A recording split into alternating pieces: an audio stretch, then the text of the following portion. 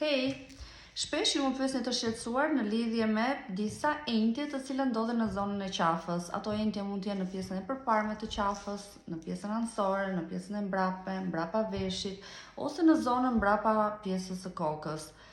Kur duhet ju të shqetësoheni? Në momentet të cilat këto entje janë jo të lëvizshme, pra nuk lëvizin, janë shumë të forta, janë të skuqura, janë të dhimbshme.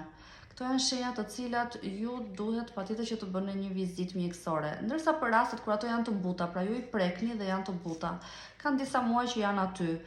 Ejnten dhe çejnten, sa herë që fëmia kalon një virozë të mos të pjesës së sipërme, me pak hundë, teshtima, koll, ka ndonjëherë temperaturë, ato ejnten sepse prodhojnë antikorpe të cilat sa herë që fëmia kalon një virozë, ato sulmojnë virusin ose bakterin që ka hyrë në rrugët e sipërme, pra nga hunda ose nga goja, pra janë mbrojtëse.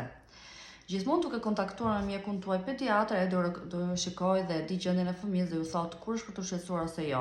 Një shenjë tjetër që mund të shqetësoni që këto gjëndra janë të rrezikshme kur fëmia ka një temperaturë të vazhdueshme e cila persiston prej ditësh, pra mbi 5-6 ditë, një temperaturë ndonjëherë jo shumë e lartë, 37,5, 38, kur shoqërohet me një gjendje të përgjithshme jo të mirë, pra fëmia është i lodhur, i kputur, ose kur fëmia ka dhe gjendra të tjera në trup, pra shoqërohet edhe në sqetull, shoqërohet edhe në rreth të kofshës. Këto janë situata të cilat ju menjëherë duhet të shkoni tek mjeku.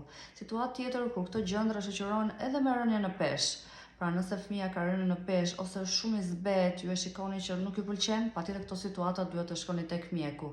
Për pjesën tjetër, kur janë të buta, të lëvizshme, mos u shqetësoni se janë vetëm virale. Ju përshëndes.